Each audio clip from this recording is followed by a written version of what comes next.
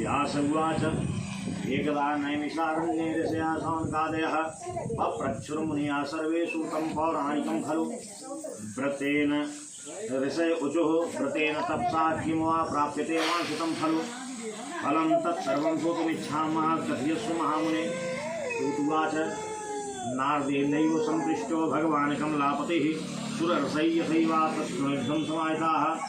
एकदा नारदो योगी परानुग्रहकाङ्क्षया पर्यटन् विविधान् लोकान् मर्त्यलोकमुपागतः ततो दृष्ट्वा जनान् सर्वान् नानाक्लेशसमन्वितान् नानायोनिसमुत्पन्नानि क्लिश्यमानान् स्वकर्मभिः केनोपायं चेतेषां लोकनाशो भवेत् ध्रुवम् इति सञ्चित्य मनसा विष्णुलोकं गतस्तदा तत्र नारायणं देवं शुक्लवर्णं चतुर्भुजं शङ्खचक्रगदा पद्मवनमालाविभूषितं दृष्ट्वा तं देवदेवेशं स्तोतुं समुपचक्रमे।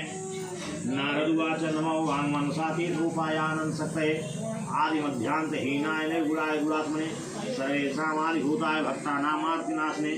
श्रुत्वा स्तोत्रं ततो विष्णुर्नारदं प्रत्यभाषत। श्रीभगवानुवाच किमर्थमागतोऽसि त्वं किं ते मनसि वर्तते कथयस्व महाभाग तत्सर्वं कथयामि ते। नारदुवाच मर्त्यलोके जनाः सर्वे नानाक्लेशसमन्विताः नानायोनिसमुत्पन्नाः पच्यन्ते पापकर्मभिः तत्कथं समयेन्नाथ लघुपायं तद्वत् श्रोतुमिच्छामि तत्सर्वं कृपास्ति यदि ते मयि। श्रीभगवानुवाच साधु पृष्ठं त्वया वत्स लोकानुग्रहकाङ्क्षया यत् कृत्वा मुच्यते मोहात् तच्छृणुष्व वदामि ते। प्रथमस्ति महत्पुर्यं स्वर्गे मर्त्ये च दुर्लभं सौस्नेहान्मया वत्स प्रकाशाकेते अधुना सत्यनारायणस्य यैव व्रतं सम्यक् विधान्तः कृत्वा सद्या सुखं भुक्त्वा परत्र मोक्षमाप्नुयात्। तत्श्रुत्वा भगवद्वाक्यं नारदो मुनिरब्रवीत। नारदुवाच किं फलं किं विधानं च व्रतस्य कृतं केनैव तद्व्रतं तत्सर्वं विश्राद्ब्रूहि कदा कार्यं व्रतं प्रभो। श्रीभगवानुवाच लोकशोकाच्छन्नं धनधान्यप्रवर्धनं सौभाग्यसन्ततिकरं सर्वत्र विजयप्रदं यस्मिन् कस्मिन् दिने मर्त्यो भक्तिश्रद्धासमन्वितः सत्यनारायणं देवं यजेत्यैव शामुखे ब्राह्मणैर्बान्धवैश्चैव सहितो धर्मतत्परः नैवेद्यं भक्तितो दद्यात् सपादं भक्ष्यमुत्तमं रम्भाफलं घृतं चूरं क्षीरं गोधूमस्य च चूर्णिकम् अभावे शालिचूर्णं वा शर्करा वा गुडस्तथा सपादं सर्वभक्ष्याणि चैकीकृत निवेदयेत विप्राय दक्षिणां दद्यात् तथां श्रुत्वा जनैः सह ततस्य बन्धुभिः सार्धं विप्राणस्पति भोजेत प्रसादं भक्षेत भक्त्या नृत्यगीतादिकं चरेत ततश्च स्वगृहं गच्छेत् सत्यनारायणं स्मरन् एवं कृते मनुष्याणां वाञ्छा सिद्धिर्भवेत् ध्रुवं विशेषतः कलियुगे लघुपायोऽस्ति भूतले। श्री सत्यनारायण व्रत कथा के प्रथम अध्याय में हम आप भगवान के चरित्र में प्रवेश करने जा रहे हैं। सबसे पहले यह कथा जहाँ पे इस कथा का प्रादुर्भाव हुआ, कथा का प्रादुर्भाव जहाँ पे ये विधान पूछा गया उस स्थान का नाम है नैमिषारण्य। नैमिषारण्य नाम के स्थान पर 88,000 ऋषिगण संख्या मानी गई कि 88,000 ऋषिगण अपने यहाँ से जो एकत्र होकर के करबद्ध बैठ गए स्नान ध्यान संध्यादिक करके। और सामने एक महात्मा है सूत जी जो परम पौराणिक हैं और पौराणिक जिनको सारे वेद पुराणों का ज्ञान है। ऐसे पौराणिक सूत जी के आगे हाथ जोड़ करके करबद्ध बैठ गए। महाराज आने वाला जो कलिकाल है इस कलिकाल में प्रत्येक प्राणी कष्ट से पीड़ित होगा, उसके निवारण के लिए क्या उपाय हो। तो सूत जी कहते हैं जो प्रश्न आपने किया है, जब कोई प्रश्न उठता है, जब बात उठती है तो एक बात से फिर दूसरी बात तक पहुंचता है। तो कहते हैं जैसे आज आपने प्रश्न किया है, उदाहरण देके समझाते हैं कि ऐसे ही एक बार नारद जी ने प्रश्न किया है। फिर सौनक जी के मन में भावना उत्पन्न हुई कि नारद जी को पूछेंगे, फिर नारद जी को क्या आवश्यकता आन पड़ी।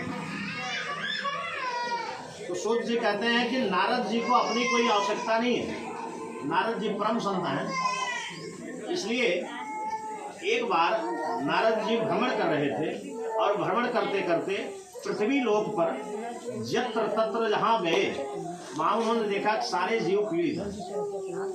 तो उस पीड़ा को देख करके, यानी सांसारिक जीवों की पीड़ा को देख करके नारद जी के हृदय में कष्ट हुआ। तो दयालुता बस उन्होंने सोचा कि इसका उपाय पूछा जाए। तो किससे पूछा जाए? जगत के संचालक, जगत के पालनकर्ता, जो इस संसार को चला रहे हैं, नारायण से ही पूछा जाए।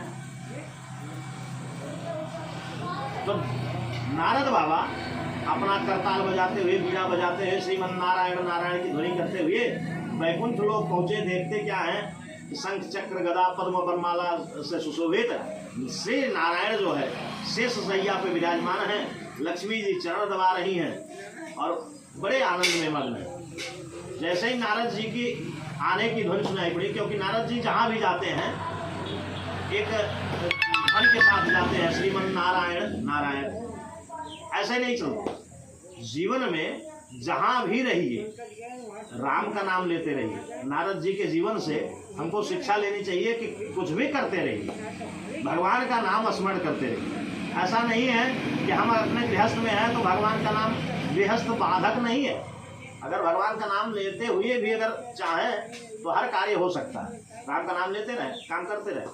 तो नारद जी जहाँ भी जाते हैं नारायण की ध्वनि करते हैं। जैसे ही नारायण के नाम की ध्वनि सुनाई पड़ी, विष्णु भगवान स्वयं उठ करके नारद जी को आसन दिए। आइए महात्मन, बड़े दिन बाद दर्शन हुए हैं, बताइए क्या इच्छा लेकर के आए हैं, किस हेतु यहाँ तक आए हैं। बड़े दिन के बाद दर्शन हुआ, हमारा धाम भी पवित्र हो गया।